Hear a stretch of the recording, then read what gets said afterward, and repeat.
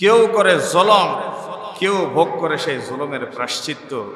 অতীত 15 বছরে এই জাতির উপর যেই পরিমাণ জুলুম, অত্যাচার, পারসিকিউশন, অবরোধ, এই জাতিকে অধিকার থেকে বঞ্চিত করা হয়েছে, কথা বলার অধিকার কেড়ে নেওয়া হয়েছে, এই জাতির চলাফেরার উপর নিরাপত্তার নামে যেই ধরনের নিরাপত্তার হরণ করা হয়েছে, এই ধরনের জুলুম স্বাধীনতার পরবর্তী জাতি কোনো সময় মুখোমুখি হয় নাই, ঠিক কিনা বলেন? এই জুলুম অত্যাচারের উপর দিয়ে এই জাতি ঠিকমতো ইবাদত করতে পারে নাই, আল্লাহর গুণকীর্তন করতে পারে নাই, খতিব সাহেবরা কথা বলতে পারে নাই, মসজিদের ভেতরে তাবলীগের ভাইয়েরা গোল মিটিং করলে, কোরআন তেলাওয়াত করলে, হাদিস চর্চা করলে, ঘরে ইসলামী সাহিত্য রাখলে, কোরআনুল কারীমের তাফসীর রাখলে, জঙ্গি বই রেখেছে, এই কথা বলে জেলখানার অন্ধকার প্রকোষ্ঠে একজন স্বাধীন বিবেকবান মানুষকে বছরের পর বছর বন্দী করে রাখা হয়েছে অন্যায়ভাবে, ঠিক কিনা বলেন? তারা করে গিয়েছে জুলুম। এই জুলুম, অন্যায়, অবরোধের শাস্তি আজকে আমাদেরকে তিলে তিলে ভোগ করতে হচ্ছে।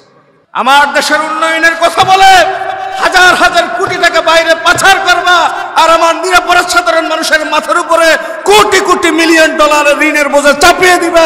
তুমি দেশপ্রেমিক নয়, তোমার চেয়ে জালেম দুরাচারী কেউ হতে পারে না, ঠিক কিনা বলেন?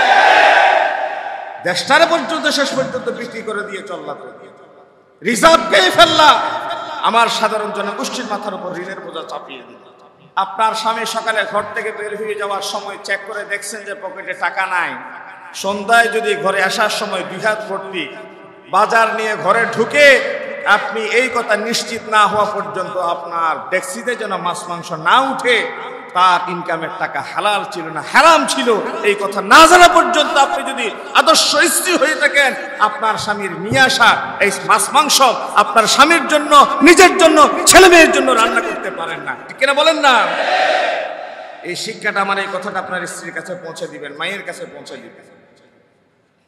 এবং জেরা করা দরকার, তুমি তো বের হওয়ার সময় পকেটে টাকা ছিল না, 2 হাত ভর্তি বাজার করে আসার এই টাকা কোথায় পেলে? তুমি কি ঋণ করেছো, ধার করেছো?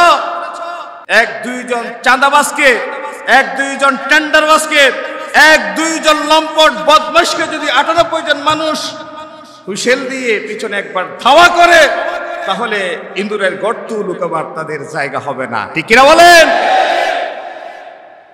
আল্লামা দেলোয়ার হোসেন সাঈদী সাহেব কমপক্ষে 20 বছর আগে তিনি এই কথা বলে গিয়েছেন।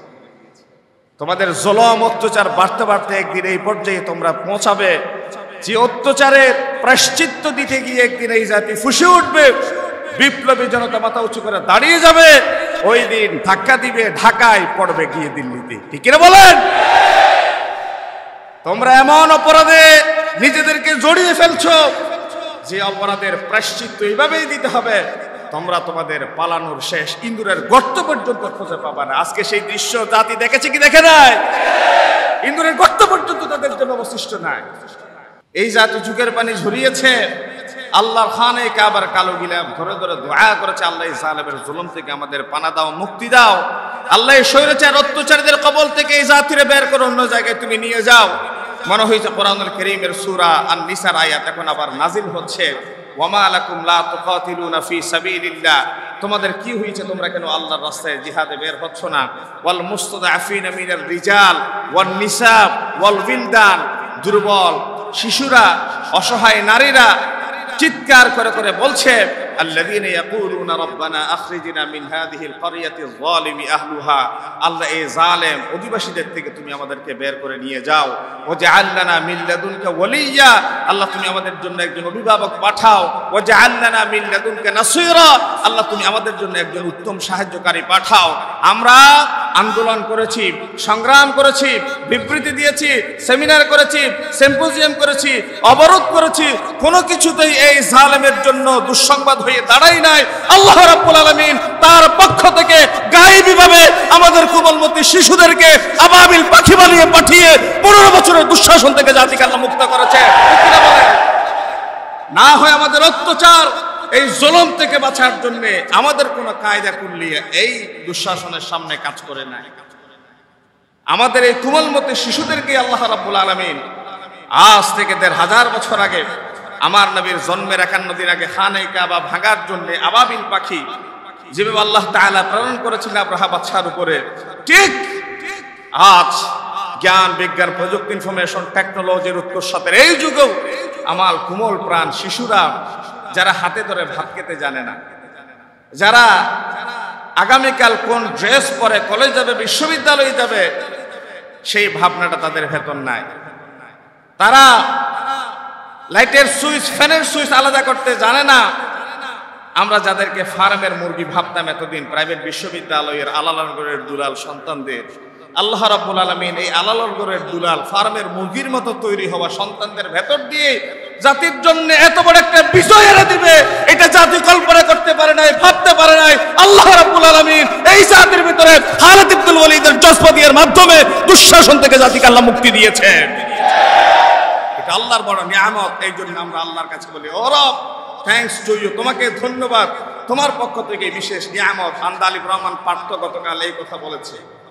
নগরী বাণিজ্যিক রাজধানীর সুপ্রাচীন সুপ্রসিদ্ধতম মসজিদ বন্দরটিলা হযরত আলী শাহ রাহমাতুল্লাহি আলাইহি জামে মসজিদে জুমার দিন সবচেয়ে বড় দিন, পবিত্রতম দিনে সমবেত সম্মানিত মুসল্লিন কিরাম, আগত মেহমান বৃন্দ, আল্লাহ তাআলা শুকর আদায় করছি।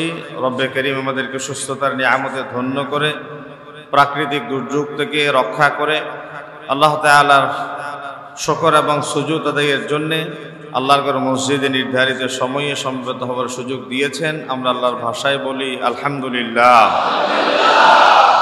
আজকে অত্যন্ত সময়োপযোগী গুরুত্বপূর্ণ একটা বিষয়ের উপর আলোচনা পেশ করতে চাই। বিষয় হচ্ছে প্রাকৃতিক দুর্যোগ এবং ইসলাম। প্রাকৃতিক দুর্যোগ কি, কেন হয়, প্রাকৃতিক দুর্যোগ হলে পরে ইসলামের দৃষ্টিভঙ্গি কি, আমাদের করণীয় বিষয়ে বলি। আল্লাহ রাব্বুল আলামিন আমরা যারা মানুষ আমাদেরকে পৃথিবীর শ্রেষ্ঠ সৃষ্টির ভেতরে অন্তর্ভুক্ত করেছেন, খায়রা উম্মাহ করেছেন। অন্যান্য জাতকে আল্লাহ তাআলা তার আলোচনার বিষয়বস্তু করেন নাই, কিন্তু কোরআনুল কারীমের আলোচ্য বিষয় হচ্ছে মানুষ। মানুষকে কেন্দ্র করে আল্লাহ তাআলা কোরআনুল কারীম নাজিল করেছেন। মানুষ আল্লাহর দেয়া নিয়ামতকে যখন অবজ্ঞা করে, অবহেলা করে, পাপ পঙ্কিলতায় অহংকারে মেতে উঠে, তখন আল্লাহ রাব্বুল আলামিন অকৃতজ্ঞ ও পাপী বান্দাদের উপরে বিভিন্ন সময় তার পক্ষ থেকে শাস্তিস্বরূপ কিছু আযাব এবং গজব দিয়ে থাকে। কোরআনুল কারীমের বিভিন্ন আয়াতের মাধ্যমে তার বাস্তব প্রমাণাদি আমরা দেখতে পাই।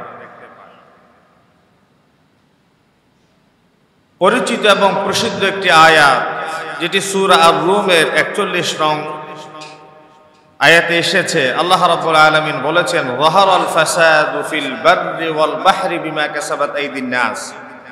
জলে এবং স্থলে যা বিপদ মুসিবত এসে থাকে সব কিছু বান্দার দুই হাতের কামাই। বান্দা তার সৃষ্ট অন্যায়ের ভেতর দিয়ে আল্লাহর পক্ষ থেকে আযাব এবং গজবের মুখোমুখি হয়ে থাকে। আর যে আল্লাহর পক্ষ থেকে আযাব গজব, প্রাকৃতিক দুর্যোগ নানা সময় নানাভাবে বান্দার উপর আপতিত হয়ে থাকে, এটা সচরাচর মানুষের ভাষায় বলে থাকে ন্যাচারাল ডিজাস্টার, প্রাকৃতিক দুর্যোগ। অনেকে বলে ক্লাইমেট চেঞ্জের কারণে এই প্রাকৃতিক দুর্যোগের সৃষ্টি হয়ে থাকে, কিন্তু আসলে ব্যাপারটা কি? প্রাকৃতিক দুর্যোগ কখনো আমাদের শহর ঘিরে জনপদ কিংবা অঞ্চলের উপর বিভিন্ন সময় বিভিন্ন ব্যক্তি বা গোষ্ঠীর উপর আল্লাহর পক্ষ থেকে এসে থাকে। কখনো তা আসে আসমান থেকে, আবার কখনো এই প্রাকৃতিক দুর্যোগ নামে আল্লাহর আযাব এসে থাকে ভূগর্ভ থেকে, অথবা আল্লাহ তাআলা তার ইচ্ছা মতে অন্যভাবে তার আযাব এবং গজব ফেরেশতার মাধ্যমে প্রেরণ করে থাকে। প্রাকৃতিক শব্দের অর্থ হচ্ছে স্বাভাবিক, নৈসর্গিক, ন্যাচারাল। আরবিতে বলা হয় তাবিঈ। আর দুর্যোগ শব্দের অর্থ হচ্ছে খারাপ, নষ্ট, ধ্বংস, বিনাশ, ডিজাস্টার। আল কাওয়ারিস আত-তাবিঈয়া ইত্যাদি। প্রাকৃতিক দুর্যোগ বলতে আমরা সচরাচর বুঝি আল্লাহ প্রদত্ত গজবকে, আল্লাহর পক্ষ থেকে যা আযাব এবং গজব বান্দার উপর এসে থাকে তাকে আমরা প্রাকৃতিক দুর্যোগ বলে থাকি। যেমন ঘূর্ণিঝড়, টর্নেডো, ভূমিকম্প, বন্যা, অতিবৃষ্টি, অনাবৃষ্টি, সুনামি, প্লাবন, জলোচ্ছ্বাস ইত্যাদি। এছাড়াও অভাব, অনটন, দুর্ভিক্ষ, রোগব্যাধি, মহামারী, সন্ত্রাস, চারিত্রিক অধপতন ও দ্রব্যমূল্যের ঊর্ধ্বগতিও এই প্রাকৃতিক দুর্যোগের ভেতরে অনেকে অন্তর্ভুক্ত করে থাকে। আওয়াজ দিয়ে বলেন, কথা কি বোঝা যায়? প্রাকৃতিক দুর্যোগকে আমরা দুই ভাগে বিভক্ত করতে পারি। নাম্বার 1, আল্লাহ প্রদত্ত আযাব, আল্লাহ প্রদত্ত গজব। নাম্বার 2, মানব সৃষ্ট আযাব এবং গজব। প্রাকৃতিক দুর্যোগ বা আযাব কিভাবে আসে? কোরআনুল কারীম এ ব্যাপারে কি দৃষ্টিভঙ্গি আমাদের সামনে পেশ করে? প্রাকৃতিক দুর্যোগ কিভাবে আসে? আল্লাহ রাব্বুল আলামিন কোরআনুল কারীমের সূরা আনআমের 65 নম্বর আয়াতে তিনি ঘোষণা করেন, কুল হুয়াল কাদিরু আলা আন ইয়াবআসা আলাইকুম আযাবাম মিন ফাওকিকুম আও মিন তাহতি আরজুলিকুম আও ইয়ালবিসাকুম শিয়াআ ওয়া ইউযীকা বা'দাকুম বা'সা বা'দ। নবী হে আমার, আপনি বলে দিন, আল্লাহ রাব্বুল আলামিন তিনিই তো সর্বশক্তিমান। তোমাদের উপর কোন শাস্তি উপর দিক থেকে আসে অথবা পদতল থেকে তিনি প্রেরণ করেন, অথবা তোমাদের ভেতরকার একদল আরেক দলের উপর প্রাধান্য দেওয়ার মাধ্যমে একটা বড় ধরনের বিশৃঙ্খলা সৃষ্টি করেন। পরস্পরের মুখোমুখি হয়, বাদানুবাদ, ঝগড়া, ফাসাদ, দ্বন্দ্ব, বিবাদের মাধ্যমে একটা বিশৃঙ্খল পরিবেশের উদ্ভব হয় এবং তোমাদের একজনকে অন্যজনের উপর আক্রমণের স্বাদ আস্বাদন করান। তাহলে কোরআনুল কারীমের সূরা আনআমের 65 নম্বর আয়াতে আল্লাহ রাব্বুল আলামিন বললেন, তিনিই তো সর্বময় ক্ষমতার মালিক। আযাবাম মিন ফাওকিকুম, তোমাদের উপর থেকে তিনি আযাব দেন। আও মিন তাহতি আরজুলিকুম, তোমাদের নিচ থেকে তিনি আযাব দেন। 3 নম্বরে বললেন, আও ইয়ালবিসাকুম শিয়া, একদল আরেক দল বিভিন্ন গোত্র সম্প্রদায় সৃষ্টির মাধ্যমে এই পীরের মুরিদ বলে ওই পীরের মুরিদ গুমরাহ, এই খানাকার মুসল্লিরা বলে ওই খানাকার মুসল্লিরা পথভ্রষ্ট, লম্বা টুপিওয়ালারা বলে গোল টুপিওয়ালারা খারাপ, টাকনুর উপরে পড়া নিসফে সাক পাঞ্জাবি পরা বলে লম্বা জুব্বা পরিহিতরা খারাপ। একজন আরেক দলকে, এক বিভাগ আরেক বিভাগকে নানাভাবে উপাধিতে ভূষিত করার কারণে তাদের দূরত্ব যোজন যোজন দূরে চলে যায়, একজন আরেকজনের কাছে আসতে পারে না। এই যে দলে উপদলে বিভক্ত হয়ে যায়, আল্লাহ রাব্বুল আলামিন বলেন, তোমাদের ভেতরকার এই দলে উপদলে বিভক্ত হওয়া এটা আমার পক্ষ থেকে এক প্রকার আযাব এবং গজব। কথা কার? উপর থেকে গজব আসে, নিচের থেকে আসে, তোমাদের ভেতরকার দল উপদল সৃষ্টির মাধ্যমে এটা গজবে পরিণত হবে। কোরআনুল কারীমের সূরা আনকাবুতের 40 নম্বর আয়াতে আল্লাহ রাব্বুল আলামিন বলেন, অতীত জাতিসমূহের মাঝে যত আযাব এবং গজব এসেছিল তার বর্ণনা শুনে রাখো। ফামিনহুম মান আরসালনা আলাইহি হাসিবা ওয়া মিনহুম মান আখাযাতহুস সাইহা ওয়া মিনহুম মান খাসাফনা বিহিল আরদ ومنهم من أغرقنا وما كان الله ليظلمهم ولكن كانوا أنفسهم يظلمون। আল্লাহ রাব্বুল আলামিন বলেন, তাদের কারো প্রতি আমি প্রেরণ করেছি পাথর সহ প্রচন্ড বাতাস, এই আযাবটা দিলেন আদ সম্প্রদায়ের উপরে। আবার তিনি বললেন, ওমিনহুম মান আখাযাতুস সাইহা, কোন সম্প্রদায়কে আমি বজ্রপাত দিয়ে শেষ করে দিলাম, সেটি ছিল সামুদ জাতির উপরে।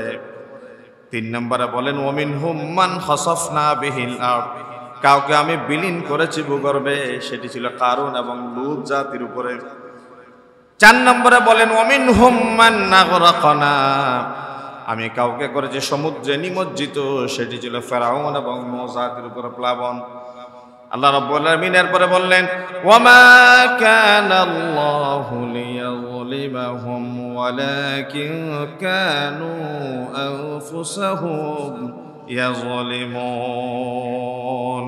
আল্লাহ কোন কওমের উপর, কোন সম্প্রদায়ের উপর জুলুম করেন না, যেই সম্প্রদায় এই বিপদ মুসিবতের মুখোমুখি হয়েছে, নিজেরাই নিজেদের উপর অত্যাচার করেছে, জুলুম করেছে, বিনিময়ে আল্লাহ এই অভাব অত্যাচার জুলুমের কারণে এই জমিনে আযাব এবং গজব দিয়ে তাদেরকে শেষ করে দিয়েছে। কথা কার? আল্লাহ বলেন, তোমাদের কারণে আমি তোমাদেরকে শেষ করে দিই। এখন আমরা শুনবো প্রাকৃতিক এই দুর্যোগ, আযাব এবং গজব কেন আসে? মানুষের কৃতকর্ম, কুকর্ম বা গুনাহের কারণে আল্লাহ রাব্বুল আলামিন এই পৃথিবীতে আযাব এবং গজব দিয়ে থাকে। কিভাবে আযাব এবং গজব আসে, অপরাধের মাত্রা, অপরাধের ধরন কেমন, সেটাও একটু আমরা সামনের দিকে শোনার চেষ্টা করব।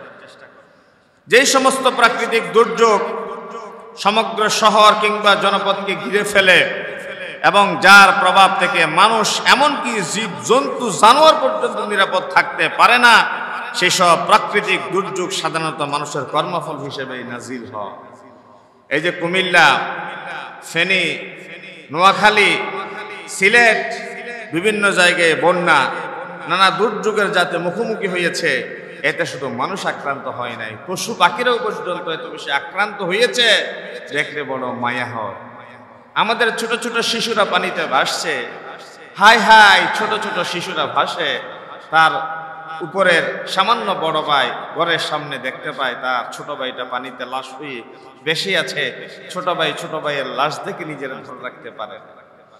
মানুষ এত বেশি মারা গিয়েছে, বাসের বেলাতে লাশ ভাসিয়ে দিতে হয়েছে, দাফন করার মতো ছোট্ট এক টুকরা মাটি কোথাও খুঁজে পাওয়া যাচ্ছে। সাহায্যের জন্য মানুষ ত্রাহি ত্রাহি করছে, নিজের বাড়িঘরের ছাদ পেরিয়ে এক দ্বিতল বহুতল ভবন পর্যন্ত পানির নিচে প্লাবিত হয়ে গিয়েছে। কত সুখের, কত স্বপ্নের এই সুন্দর ভবন চোখের সামনে পানির সাথে মিশে একাকার হয়ে গিয়েছে। আল্লাহ রাব্বুল আলামিন এই মানব জাতের ভেতরে মাঝে মধ্যে এই সৃষ্ট দুর্যোগ, বান্দার অপকর্ম এবং অন্যায়ের শাস্তি স্বরূপ তিনি আমাদের কাছে পাঠিয়ে থাকেন, দিয়ে থাকেন। কেউ করে জুলুম, কেউ ভোগ করে সেই জুলুমের প্রায়শ্চিত্ত। অতীত 15 বছরে এই জাতির উপর যেই পরিমাণ জুলুম, অত্যাচার, পারসিকিউশন, অবরোধ, এই জাতিক অধিকার থেকে বঞ্চিত করা হয়েছে, কথা বলার অধিকার কেড়ে নেওয়া হয়েছে, এই জাতির চলাফেরার উপর নিরাপত্তার নামে যেই ধরনের নিরাপত্তার হরণ করা হয়েছে, এই ধরনের জুলুম স্বাধীনতার পরবর্তী জাতি কোনো সময় মুখোমুখি হয় নাই, ঠিক কিনা বলেন? এই জুলুম অত্যাচারের উপর দিয়ে এই জাতি ঠিকমতো ইবাদত করতে পারে নাই, আল্লাহর গুণকীর্তন করতে পারে নাই, খতিব সাহেবরা কথা বলতে পারে নাই, মসজিদের ভেতরে তাবলীগের ভাইয়েরা গোল মিটিং করলে, কোরআন তেলাওয়াত করলে, হাদিস চর্চা করলে, ঘরে ইসলামী সাহিত্য রাখলে, কোরআনুল কারীমের তাফসীর রাখলে, জঙ্গি বই রেখেছে, এই কথা বলে জেলখানার অন্ধকার প্রকোষ্ঠে একজন স্বাধীন বিবেকবান মানুষকে বছরের পর বছর বন্দী করে রাখা হয়েছে অন্যায়ভাবে, ঠিক কিনা বলেন? তারা করে গিয়েছে জুলুম। এই জুলুম, অন্যায়, অবরোধের শাস্তি আজকে আমাদেরকে তিলে তিলে ভোগ করতে হচ্ছে।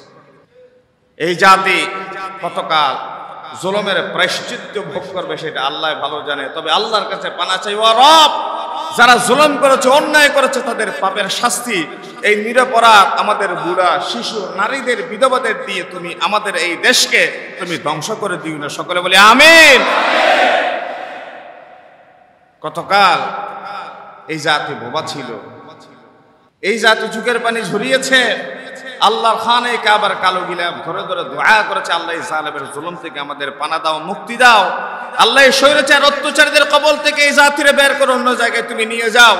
মনে হয়েছে কোরআনুল কারীমের সূরা আন-নিসার আয়াত এখন আবার নাজিল হচ্ছে, ওয়ামা লাকুম লা তুকাতিলুনা ফি সাবিলিল্লাহ, তোমাদের কি হয়েছে, তোমরা কেন আল্লাহর রাস্তায় জিহাদে বের হচ্ছ না?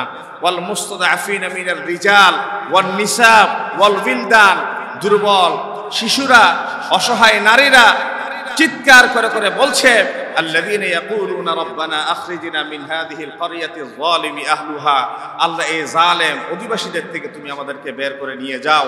ওয়াজআল লানা মিন লাদুনকা ওয়ালিয়্যা, আল্লাহ তুমি আমাদের জন্য একজন অভিভাবক পাঠাও। ওয়াজআল লানা মিন লাদুনকা নাসীরা, আল্লাহ তুমি আমাদের জন্য একজন উত্তম সাহায্যকারী পাঠাও। আমরা আন্দোলন করেছি, সংগ্রাম করেছি, বিবৃতি দিয়েছি, সেমিনার করেছি, সিম্পোজিয়াম করেছি, অবরোধ করেছি, কোনো কিছুতেই এই জালেমের জন্য দুঃসংবাদ হয়ে দাঁড়াই নাই। আল্লাহ রাব্বুল আলামিন তার পক্ষ থেকে গায়েবীভাবে আমাদের কোমলমতি শিশুদেরকে আবাবিল পাখি বানিয়ে পাঠিয়ে 15 বছরের দুঃশাসন থেকে জাতিকে আল্লাহ মুক্ত করেছে। না হয় আমাদের অত্যাচার, এই জুলুম থেকে বাঁচার জন্য আমাদের কোনো কায়দা কুল্লিয়া এই দুঃশাসনের সামনে কাজ করে নাই। আমাদের এই কোমলমতি শিশুদেরকে আল্লাহ রাব্বুল আলামিন আজ থেকে 1500 বছর আগে, আমার নবীর জন্মের 51 দিন আগে খানে কাবা ভাঙার জন্য আবাবিল পাখি যেভাবে আল্লাহ তাআলা প্রেরণ করেছিলেন আব্রাহা বাদশার উপরে, ঠিক আজ জ্ঞান বিজ্ঞান প্রযুক্তি ইনফরমেশন টেকনোলজির উৎকর্ষতার এই যুগেও আমার কোমল প্রাণ শিশুরা যারা হাতে ধরে ভাত খেতে জানে না, যারা আগামীকাল কোন ড্রেস পরে কলেজ যাবে, বিশ্ববিদ্যালয়ে যাবে, সেই ভাবনাটা তাদের ভেতর নাই। তারা লাইটের সুইচ, ফ্যানের সুইচ আলাদা করতে জানে না। আমরা যাদেরকে ফার্মের মুরগি ভাবতাম এতদিন, প্রাইভেট বিশ্ববিদ্যালয়ের আলালনগরের দুলাল সন্তানদের আল্লাহ রাব্বুল আলামিন এই আলালনগরের দুলাল ফার্মের মুরগির মতো তৈরি হওয়া সন্তানদের ভেতর দিয়ে জাতির জন্য এত বড় একটা বিজয় এনে দিবে, এটা জাতি কল্পনা করতে পারে নাই, ভাবতে পারে নাই। আল্লাহ রাব্বুল আলামিন এই জাতির ভিতরে খালিদ ইবনুল ওয়ালিদের জজবাদিয়ার মাধ্যমে দুঃশাসন থেকে জাতিকে আল্লাহ মুক্তি দিয়েছেন। এটা আল্লাহর বড় নিয়ামত। এই জন্য আমরা আল্লাহর কাছে বলি, ও রব, থ্যাঙ্কস টু ইউ, তোমাকে ধন্যবাদ, তোমার পক্ষ থেকে বিশেষ নিয়ামত। আন্দালিব রহমান পার্থ গতকাল এই কথা বলেছে। এটা কোনো আন্দোলনের ফসল নয়, এটা কোনো বিশেষ গোষ্ঠীর অবরোধের ফসল নয়। এই নিয়ামত এটা কেবল আল্লাহ রাব্বুল আলামিন নিজ দয়ে আমাদেরকে দান করেছে, ঠিক কিনা বলেন না? প্রিয় মুসল্লি সাহেবান, এই শহরে নগরে জনপদে যত বিপর্যয় দেখা যায়, সব বিপর্যয়ের কেন্দ্রবিন্দু হচ্ছে বান্দার দুই হাত। মদের লাইসেন্স দেয়া হয়, পতিতালয়ের বেশ্যাবৃত্তির লাইসেন্স দেয়া হয়, তাদের জন্য কোনো মাথা ব্যথা নাই। মদের লাইসেন্স নেওয়ার সময় জাতির কাছে কোনো ধরনের আফসোস দেখি না, কিন্তু কোরআন হাদিসের মাহফিল করার জন্য এই দুর্ভাগা জাতির কাছে দিনের পর দিন অনুমতি নিতে গিয়ে এই জাতি কোরআন হাদিসের মাহফিল করতে পারে না। কোরআন হাদিসের মাহফিল, তাফসীর কোরআন মাহফিল করতে গেলে অনুমতির প্রয়োজন হয়। আর বেশ্যাদের নিয়ে এসে, নর্তকীদের নিয়ে এসে নাচ গান বাদ্যবাজনা করতে এই জাতির অনুমতির প্রয়োজন হতো না। এই জন্য আল্লাহ রাব্বুল আলামিন এই জাতির সামনে বড় ধরনের একটা ডিজাস্টার দেওয়ার মাধ্যমে জাতির বিবেককে নাড়া দিয়ে আরেকবার তিনি একটা পরীক্ষা আমাদের সামনে ঠেলে দিয়েছেন, ঠিক কিনা বলেন না? জাতির বিবেককে আল্লাহ তাআলা নাড়া দিচ্ছে। দেখো, আমি আল্লাহ চাইলে এইভাবে করতে পারি, আমি আল্লাহ চাইলে ওইভাবেও করতে পারি। যে দেশের প্রতি ইঞ্চি জমিন আল্লাহ রাব্বুল আলামিনের তাওহীদের ধ্বনি আল্লাহ তাআলা আওয়াজ উঠার কথা ছিল, এই ভারতীয় উপমহাদেশে সার্কভুক্ত দেশসমূহে বিশেষ করে ইসলামী আন্দোলন, কোরআন হাদিসের রাজ কায়েমের সম্ভাবনাময় রাষ্ট্র হচ্ছে বাংলাদেশ। এই দেশে আলেম ওলামার আধিক্যতা আছে। এই দেশের মানুষ ইসলাম এবং মুসলিম উম্মার কল্যাণে নিজেকে বিলিয়ে দিতে অভ্যস্ত। জাতি দেখেছে আরেকবার, আমাদের ছেলেরা প্রশিক্ষণ প্রাপ্ত নয়, নিজের খেয়ে নিজের পরে দিনের পর দিন তারা ট্রাফিক সিস্টেমের উপরে আমার পুরো বাংলাদেশকে নিয়ন্ত্রণ করেছে। একদিনের জন্য আমার দেশের ট্রাফিক ব্যবস্থার উপর কোনো ধরনের কোনো বিশৃঙ্খলা দেখা যায় নাই, ঠিক কিনা বলেন না? এই দুর্যোগ, এই প্লাবনে আমার কোমল প্রাণ সন্তানেরা, আমাদের ছোট ভাইয়েরা, তারা বিদেশের কোনো জায়গায় গিয়ে ট্রেনিং নিয়ে আসে নাই, প্রশিক্ষণ নিয়ে আসে নাই। তারা বিভিন্ন ঘাটে গিয়ে, বিভিন্ন জলসীমানায় গিয়ে নৌকা, স্পিড বোট ভাড়া করে কেউ যাওয়ার আগে নিজেরাই নিজেদের পকেটের পয়সা দিয়ে ওই দুর্যোগপূর্ণ এলাকায়, প্লাবিত এলাকায় পৌঁছে গিয়ে আমার নিরান্ন ভাই বোনদের মুখে অন্ন আহার তুলে দেওয়ার জন্যে তারা আজকে খবর পেয়েছি লক্ষ্মীপুর থেকে আমার এক ভাই এসেছে। আমাদের ব্রাদার বাহার নামক এক ভাই একটু আগে রিপোর্ট দিয়েছে জুমাতে আসার সময়, লক্ষ্মীপুর থেকে এসেছে আমাদের এক দিনী ভাই। দুর্ভাগ্যজনকভাবে গতকাল ফেনীতে কাজ করতে গিয়ে অতিমাত্রায় ঠান্ডাজনিত কারণে ভাইটা শাহাদাত বরণ করেছে। ইন্না লিল্লাহি ওয়া ইন্না ইলাইহি রাজিউন। এই যুবককে তোমরা কেমনে দাবায় রাখবা? যে যুবক নিজের খেয়ে নিজের উপর নিজের জীবন বিপন্ন করে তোমাদের মুখে হাসি ফুটাতে চায়, এই জাতির সামনে তোমরা যদি ভারতের মহাপ্রাচীরও দিয়ে থাকো, ভারতের মহাপ্রাচীর, চীনের মহাপ্রাচীর, এই জাতি ডিঙিয়ে তারা সফলতার মুখ ছিনিয়ে আনবে। ঠিক কিনা বলেন? এই যুবকেরাই আমাদের সামনে বড় শিক্ষা দিয়ে গিয়েছে। সুতরাং যুবকের সামনে এই বাদ ভাঙ্গা দুয়ারে তোমরা বাদ দিতে এসো, বাদ দিতে এসো না। তোমাদের বাদ এবং তোমাদেরকে সহ নিয়ে এই জাতি নতুন করে এক প্লাবন সৃষ্টি করে। আমাদের এই তরুণ কাদামাটা যুবকদেরকে আমি নতুন করে হযরত খালিদ ইবনে ওয়ালিদ এসে এই কথা স্মরণ করিয়ে দিতে চাই। নবী করিম সাল্লাল্লাহু আলাইহি ওয়াসাল্লাম এক বুক আশা নিয়ে যুবকদেরকে সামনে নিয়ে বলেছিলেন, হে যুবক, আমার এই দিন বিজয়ের পথে তোমরাই সবচেয়ে বেশি সাহসী ভূমিকা পালন করেছ, আর মুরব্বীরাই সবচেয়ে বেশি দ্বীনের প্রতিষ্ঠায় বিরোধিতা করেছে। সুতরাং দ্বীনের বিজয়, সুখী সমৃদ্ধশালী কল্যাণময় একটি রাষ্ট্র গঠনে আমাদের বুড়াবুড়ির চেয়ে যুবকরাই বেশি অগ্রণী ভূমিকা পালন করতে পারে। ঠিক কিনা বলেন না? সুতরাং যুবকদেরকে লালন করে, যুবকদের এই যৌবনে শান দেন, যুবকদের ভিতরে কোরআনের আলো ঢুকান, যুবকদের ভিতরে ইসলামের তেজ বপন করেন। একটা সময় দেখা যাবে এই যুবকের হাত ধরে আমার এই দেশ ইসলাম এবং কোরআনের আলোয় আলোকিত হয়ে যাবে। দরজা খোলা রেখে ঘুমানো যাবে, সুন্দরী নারীরা মাইলের পর মাইল সফর করতে পারবে। কোনো টিজার রিপ্রিজিং আমার সুন্দরী নারীর দিকে লোলভ দৃষ্টি দিয়ে সাহসটুকু পাবে না। ঠিক কিনা বলেন? যুবকের হাতে দেশ ছেড়ে দিন, যুবকের হাতে ক্ষমতা দিয়ে দিন, যুবককে দুইটা ডানা মেলে উঠতে সুযোগ করে দিন। আমরা অনেকদিন ভয় করে করে তাদেরকে বুকের সাথে আগলিয়ে রেখেছি। না, আগলিয়ে রাখবেন না, দিয়ে দেন তাদেরকে আল্লাহর পথে, তারা নিজের ভবিষ্যৎ নিজেই বিনির্মাণ করবে। প্রিয় ভাইরা আমার, এই যে প্রাকৃতিক দুর্যোগ আসার প্রথম কারণ হচ্ছে বান্দা যখন অতিমাত্রায় গুনাহ করে অপকর্মে লিপ্ত হয়, তখন আল্লাহ রাব্বুল আলামিন এই জাতির উপর আযাব এবং গজব দিয়ে থাকে। আল্লাহর পক্ষ থেকে যেই পরিমাণ আযাব এবং গজব আসে, বলে যে এটা হচ্ছে কিঞ্চিত পরিমাণ, সামান্য পরিমাণ। কোরআনুল কারীম আল্লাহ রাব্বুল আলামিন বলেন, মানুষ যেই পরিমাণ অপরাধ করে, মানুষ যেই পরিমাণ জুলুম করে, মানুষ যেই পরিমাণ অন্যায় করে, তার কিয়দাংশই কেবল আল্লাহ রাব্বুল আলামিন বান্দারের শাস্তির মুখোমুখি করেন। যদি সব অপরাধের শাস্তি তিনি সামনে নিয়ে আসতেন, আল্লাহ রাব্বুল আলামিনের কোন বান্দা একটা দিনের জন্য এই জমিনে বসবাস করার সুযোগ পেত না। কোরআনুল কারীম আল্লাহ রাব্বুল আলামিন বলেন, ওয়ামা আসাবাকুম মুসিবাতিন ফাবিমা কাসাবাত আইদিকুম ওয়া ইয়াফু আন কাসীর। তোমাদের উপর যে সমস্ত বলা মুসিবত আল্লাহর পক্ষ থেকে আসে তোমাদেরকে ঘিরে ধরে, সব তোমাদের দুই হাতের অর্জন, তোমাদের কৃতকর্মের ফল। তোমরা যত অন্যায় করে থাকো, অপরাধ করে থাকো, তার কিছু মাত্র তোমাদেরকে শাস্তির মুখোমুখি করে। ওয়ায়াফু আন কাসীর, অধিকাংশ অপরাধের শাস্তি আল্লাহ রাব্বুল আলামিন নিজ দয়ায় তিনি তোমাদের কাছে ক্ষমা করে দেন। সুবহানাল্লাহ বলেন। ওয়ায়াফু আন কাসীর, অধিকাংশই তিনি মাফ করে দেন, ক্ষমা করে দেন।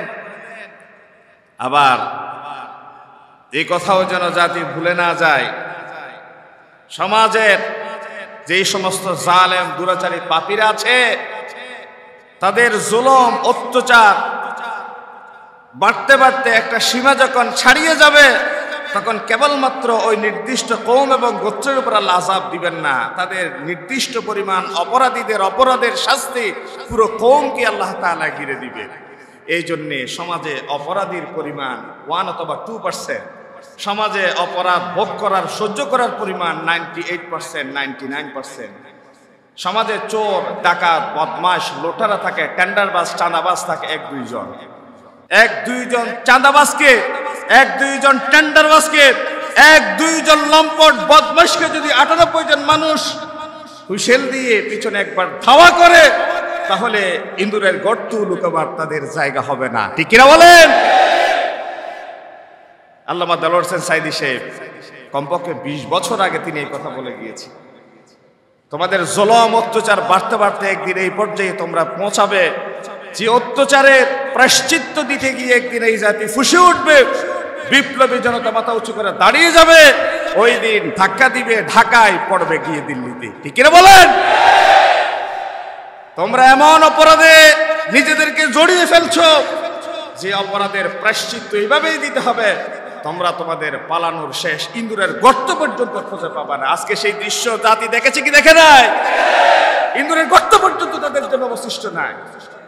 আল্লাহ সেই কোরআনুল কারীমের আয়াতের মাধ্যমে এই দৃশ্যের কথা বলে দিচ্ছেন। অপরাধ করবে গুটি কয়েক, কিন্তু তাদের ফল ভোগ করে পুরো জাতি। এই জন্য অপরাধী যারা তাদেরকে চিহ্নিত করে আইনের হাতে তুলে দিন। কোন টেন্ডারবাজ চাঁদাবাজকে প্রশ্রয় দিবেন না। তারা 15 বছর জুলুম করেছে, এই জন্যে তাদেরকে দমাতে গিয়ে আপনি নিজেও জালেমের কাতারে যাবেন না, আপনি নিজেও জালেম হবেন না, আইন হাতে তুলে নিবেন না। তারা 17 বছর চাঁদাবাজি করেছে, তারা 17 বছর রেলের জায়গা ভোগ করেছে, তারা 17 বছরের পরের জায়গা দখলে রেখেছে। এই জন্য আজকে নিরপেক্ষ সরকার এসেছে বলে আপনি সেই 17 বছরের দখলকৃত জমি কেড়ে নিয়ে আপনি নিজে ভোগ করা শুরু করবেন, এটাও শরিয়া এলাও করবে না। ঠিক কিনা বলেন না? আপনি তাদেরকে উচ্ছেদ করার মানে আপনি নিজে ভোগ করতে পারেন না। আপনি যদি একই কাজ করেন তাহলে আগামী 15 বছর পরে আপনার জন্য এর চেয়ে ভয়ঙ্কর কঠিন পরিণতি অপেক্ষা করছে। আপনি ধৈর্য ধরবেন, একই পরিণতি আপনার জন্য অপেক্ষা করবে। এই জন্য কারো উপর জুলুম করবেন না, কাউকে অধিকার থেকে বঞ্চিত করবেন না, কথা বলার অধিকার কেড়ে নেবেন না। গুটি কয়েক অপরাধীর শাস্তি সমগ্র কওমের উপর আল্লাহ বন্টন করে দেন। কোরআনের কথা শুনে আল্লাহ রাব্বুল আলামিন সূরা আনফালের 25 নম্বর আয়াতে বললেন, ওয়াত্তাকু ফিতনাতাল লা তুসিবান্নাল্লাযীনা যালামু মিনকুম খাসসা ওয়া'লামু আন্নাল্লাহা শাদীদুল ইকাব। গুটি কয়েক মানুষ যারা জুলুম করে, তাদের জুলুম আল্লাহর পক্ষ থেকে যখন আযাবের গজবের এই যে ন্যাচারাল ডিজাস্টারে পরিণত হয়ে যাবে, তখন সেটা 1-2 জনের উপর সীমাবদ্ধ থাকবে না, তাদের অপরাধের শাস্তি হিসেবে পুরো কওমকে ঘিরে রাখবে। সুতরাং ওই আযাব এবং গজব আসার আগে তাদের কালো হাত এখনই ভেঙে দাও, তাদের দাঁত এখনই উপড়ে ফেলো। কথা কার? এখনই এই বিষ দাঁত ভেঙে ফেলো, এখনই সমাজ থেকে তাদেরকে বিতাড়িত। 2 নাম্বার, সৎ কাজের আদেশ ও অসৎ কাজের নিষেধ না করা। আল্লাহর পক্ষ থেকে আযাব এবং গজব আসার 2 নম্বর কারণ সৎ কাজের আদেশ এবং অসৎ কাজের নিষেধ। এটা ফরজ কাজ। বাবা হিসেবে সন্তানের হালাল ইনকাম দিয়ে তাদের গেজার ব্যবস্থা করা, ধর্মীয় শিক্ষা দিয়া, পর্দা পশিদায় থাকার পরিবেশ দিয়া, এটা পিতা হিসেবে সন্তানের উপর আপনার ফরজ কাজ। মসজিদের দায়িত্বশীল হিসেবে আপনার নৈতিক দায়িত্ব হলো মুসল্লিদের জন্য এমন খতিব নিয়োগ দিয়ে যে খতিব কোরআন এবং হাদিসের সাবলীল কথা যাদের সামনে নির্ভয়ে পেশ করতে পারেন। প্রয়োজনে আপনি চেয়ার নিয়ে দাঁড়িয়ে থাকবেন, বসে থাকবেন। মুসল্লিদের জন্য পর্যাপ্ত পানির ব্যবস্থা করা, টয়লেটের ব্যবস্থা করা, যাতায়াতের রাস্তা অবাধ করে দিয়া, সকলের জন্য মসজিদ উন্মুক্ত করে দিয়া, সেটা মসজিদ কমিটির দায়িত্ব এবং কর্তব্য। সমাজপতি যারা, তাদের দায়িত্ব কর্তব্য হলো শিষ্টের চর্চা করতে গিয়ে দুষ্টের দমন এনিহাও আপনাকে করেই যেতে হবে। এটা হচ্ছে সৎ কাজের আদেশ এবং অসৎ কাজের নিষেধ। বৈধতাকে হ্যাঁ বলুন, অবৈধতাকে না বলুন। জায়েজ হালালকে গ্রহণ করুন, হারাম এবং অবৈধতাকে পরিহার করুন। জায়েজকে আপনি সৎ কাজ মনে করে, ফরজ হিসেবে মনে করে আপনি চর্চা করুন। অন্যায় এবং হারামকে নাজায়েজ মনে করে সেটা নিরুৎসাহিত করুন।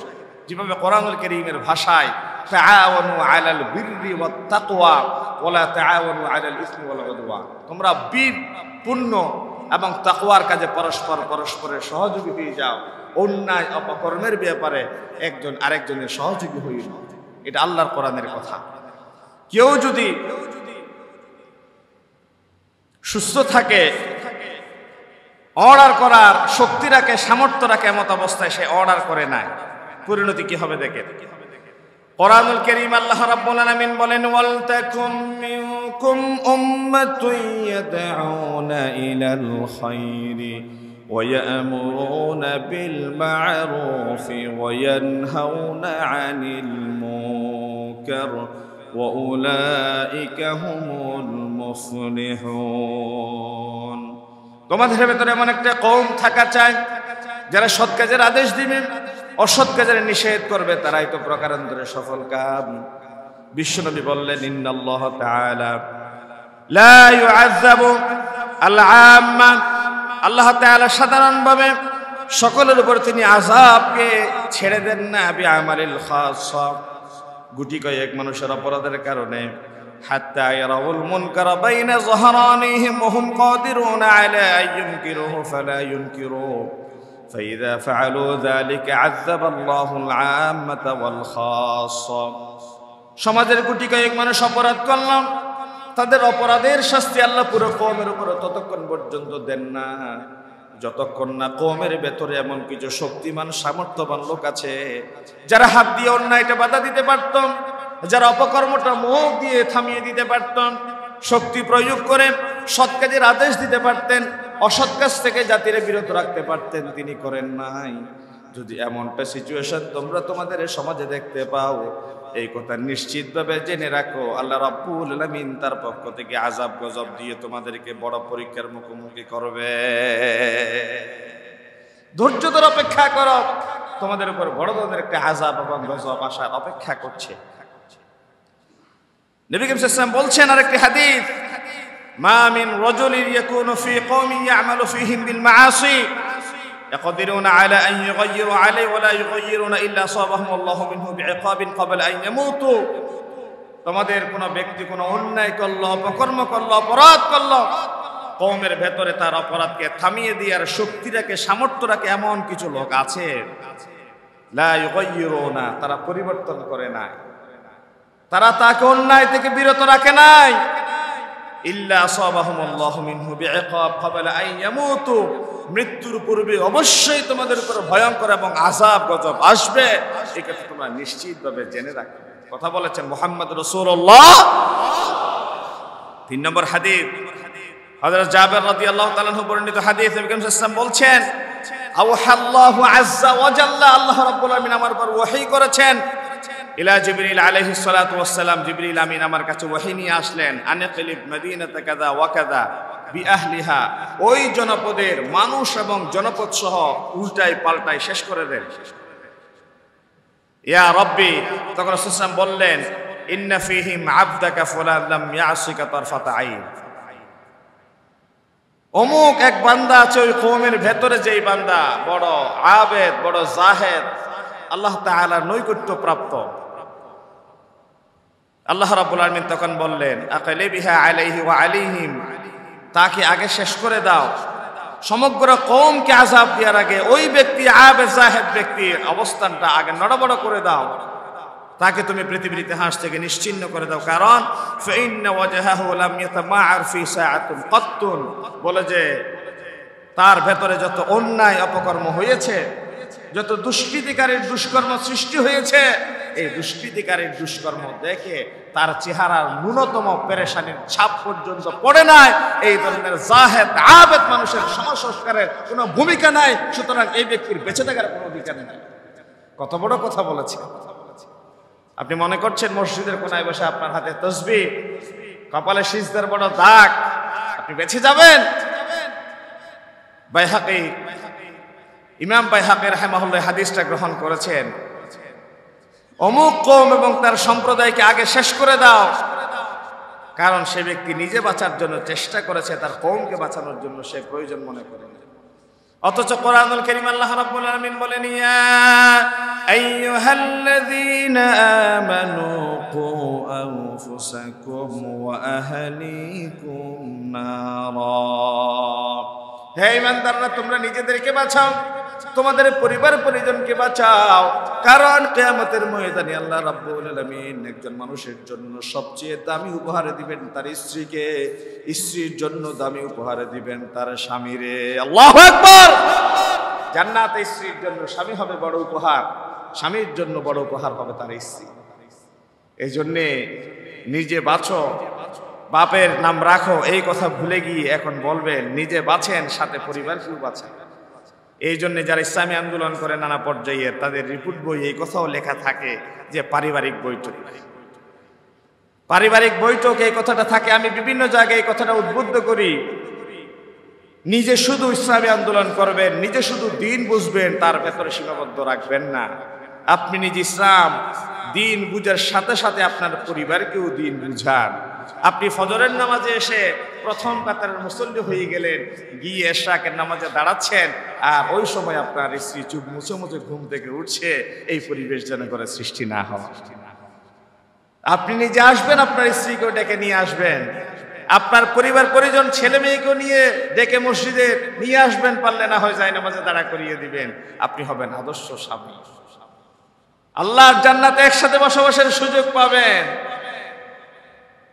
না হয়তো আপনি, আমি সবসময় কথাটাও বলি, নাতি এসেছে বিশ্ববিদ্যালয়ের হল থেকে, ছেলে এসেছে বিশ্ববিদ্যালয়ের হল থেকে, প্রচন্ড শীত, বাবার সাথে ঘুমিয়েছে বড় ছেলে, বাবা কষ্ট করে ফজরে বরফ গলা পানি দিয়ে ঠান্ডা পরিবেশে কষ্ট করে মসজিদে চলে আসলেন। আসার সময় মশারির বাইরে পাটা বের হয়ে গিয়েছিল ছেলের, কম্বলের বাইরে ছেলের হাতটা বের হয়ে পড়েছিল। তিনি ভালো করে কম্বলটা টেনে দিয়ে ছেলের হাতটা কম্বলের ভেতর ঢুকিয়ে দিলেন, পাটা মশারির ভেতর ঢুকিয়ে দিলেন, আর ছেলের ঘুম পাড়ে রাখলেন। তিনি আল্লাহর ঘর মসজিদের দিকে চলে আসছেন। আমি বলবো, আপনি যদি দাদা হয়ে থাকেন নাতির সাথে, আপনি যদি বাবা হয়ে থাকেন সন্তানের সাথে, এমন স্বার্থপর আচরণ করলেন, আপনার চেয়ে স্বার্থপর সেলফিশ কেউ থাকতে পারে না। আপনি আল্লাহর জাহান্নামের ভয় থেকে বাঁচার জন্য ঠান্ডা পানি দিয়ে উজু করে মসজিদে চলে আসলেন, আপনার টাটকা সন্তানটারে আপনি ঠেলে জাহান্নামের আগুনে ঢুকিয়ে দিলেন। ঠিক কিনা বলেন?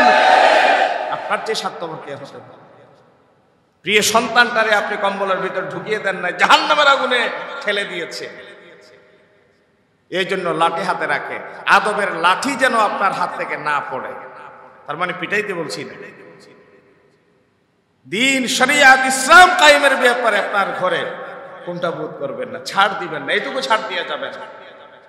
আর আমার কথা যদি আমার কোনো মা শুনে থাকে, আমি তাদেরকে আবদার করবো এই কথাটা, আপনার স্বামী সকালে ঘর থেকে বের হয়ে যাওয়ার সময় চেক করে দেখছেন যে পকেটে টাকা নাই, সন্ধ্যায় যদি ঘরে আসার সময় 2 হাত ভর্তি বাজার নিয়ে ঘরে ঢুকে, আপনি এই কথা নিশ্চিত না হওয়া পর্যন্ত আপনার ডেক্সিতে যেন মাছ মাংস না উঠে, তার ইনকামের টাকা হালাল ছিল না হারাম ছিল, এই কথা না জানা পর্যন্ত আপনি যদি আদর্শ স্ত্রী হয়ে থাকেন, আপনার স্বামীর নিয়ে আসা এই মাছ মাংস আপনার স্বামীর জন্য, নিজের জন্য, ছেলে মেয়ের জন্য রান্না করতে পারেন না। ঠিক কিনা বলেন না?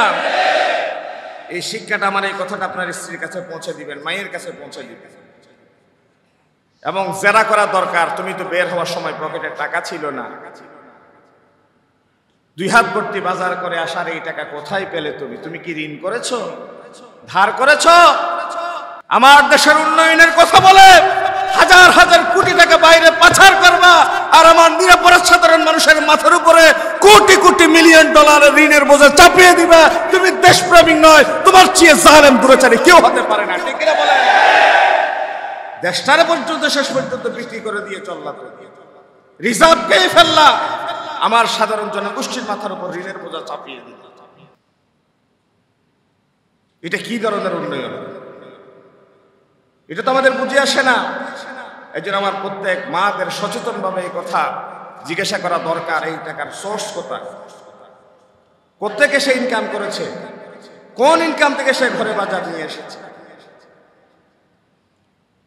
আল্লাহর কোরআন বলছে, নিজে বাঁচো, পরিবারকে বাঁচাও। বিশ্বনবী বললেন, ওয়াল্লাযী নাফসি বিয়াদিহি, ওই আল্লাহর শপথ করে বলছি, লা তা'মুরুন্না বিল মা'রুফি ওয়া লা তানহাউন্না আনিল মুনকার আও লা ইউশিকান্নাল্লাহু আন ইয়াবআসা আলাইকুম আযাবাম মিন ইনদিহি সুম্মা লা তাদউন্নাহু ওয়া লা ইউস্তাজাবু লাকুম। রাসূলুল্লাহ শপথ করে বললেন, ওয়াল্লাহ, আল্লাহর শপথ করে বললাম, যে আল্লাহর হাতে আমার কুদরতি, হাতে আমার প্রাণটা ন্যস্ত হয়ে আছে, যতক্ষণ পর্যন্ত না তোমরা সৎ কাজের আদেশ করবা, অসৎ কাজ থেকে নিষেধ করবা। সৎ কাজের আদেশ, অসৎ কাজের নিষেধ যদি তোমরা না করো, আল্লাহ রাব্বুল আলামিন তোমাদের উপর এমন কিছু আযাব এবং গজব দিয়ে তোমাদেরকে ফ্লাডের, বন্যার, দুর্যোগের মুখোমুখি করবেন। তোমরা একসাথে রবের দরবারে হাত তুলবা, আল্লাহ রাব্বুল আলামিন তোমাদের কারো চোখের পানি কবুল করবেন না, হাতের দোয়া মঞ্জুর করবেন না। কারণ যেই শর্তটা প্রথম তিনি দিয়ে রেখেছিলেন দোয়া মঞ্জুরের জন্য, সেই শর্ত যদি পূরণ না হয়, ফ্লাড এসে যাবে, বন্যা এসে যাবে, মহামারী এসে যাবে, তোমাদের সামনে সকলের চোখের পানিতে বুক ভাসাবে। আল্লাহ রাব্বুল আলামিনের হাবিব বলেন, তোমাদের কারো কোনো ব্যক্তির দোয়া আল্লাহর দরবারে মঞ্জুর করা হবে না। শর্ত হচ্ছে সৎ কাজের আদেশ করো, অসৎ কাজের নিষেধ করো। সৎ কাজের আদেশ মানে মারামারি লেগেছে দুইজনের, মাঝখানে গিয়ে দাঁড়িয়ে যায়। হারাম দেখেছেন, মাঝখানে গিয়ে দাঁড়িয়ে যায়।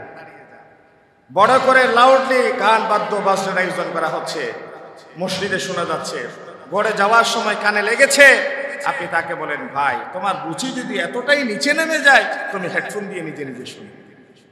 তোমার রুচি যদি এতটাই বিকৃত হয়ে যায়, তোমার রুচির সাথে অন্য 10 জনের রুচি তো তুমি একাকার করে দিতে পারো। সেলুনে শোনা যায়, বিভিন্ন চায়ের দোকানে শোনা যায়, বড় করে লাউডলি গান ছেড়ে দেয়, নর্তকী বেশ্যা মহিলা কথোপকথন ছেড়ে দেয়, আমার যুবকরা হাততালি দিয়ে দিয়ে শুনে। এমন পরিবেশ সৃষ্টি হতে দিবেন না।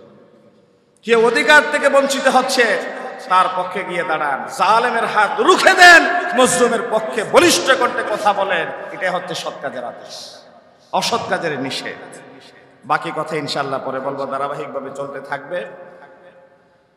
তবে এই কথাটা জানিয়ে রাখতে চাই, নতুন বাংলাদেশে কথা বলার অধিকার ফিরে পাবো। এই বাংলাদেশে আমাদের এখন দরকার আমাদের দেশটাকে গঠন করার কাজে আত্মনিয়োগ করা। যার যার জায়গা থেকে দুর্নীতিকে প্রশ্রয় দিবেন। বিশেষ করে আমরা যারা বিভিন্ন প্রতিষ্ঠানের সাথে জড়িয়ে আছি, 10, 12, 15, 20টা মিটার একসাথে রিচার্জ করতে হয়। আমরা টের পাই বিদ্যুৎ অফিসে গেলে কি পরিমাণ ঘুষ এবং দুর্নীতি বাণিজ্য করতে হয়। জায়গা জমি রেজিস্ট্রির অফিস দালালে ভরা, থানার আশেপাশে দালালে ভরা। যে সমস্ত জায়গায় দালালের দৌরাত্ম্য ছিল, ওই সমস্ত দালালের দৌরাত্ম্য যদি এখনই আপনি বন্ধ করতে না পারেন, তাহলে আমার শত শত ভাইয়ের রক্তের উপর নতুন ফিরে পাওয়া এই স্বাধীনতা আমরা ফলপ্রসূ করতে পারবো না। আমরা সমৃদ্ধ বাংলাদেশ গড়ার জন্য তাদের এই রক্তকে এই পিচ্ছিল পথের পাতি হিসেবে রাখতে পারবো না। এই জন্য যার যার জায়গা থেকে আমরা কোথাও দুর্নীতি করব না, দুর্নীতি করতে সুযোগ দিব না। কোথাও ওজনে কম দিব না, যে ওজনে কম দেয় তাকেও সুযোগ দিব না। কোথাও টেন্ডারবাজি করব না, চাঁদাবাজি করব না। যারা করতো টেন্ডারবাজি, চাঁদাবাজি, তাদের কালো হাত ভেঙে দিব।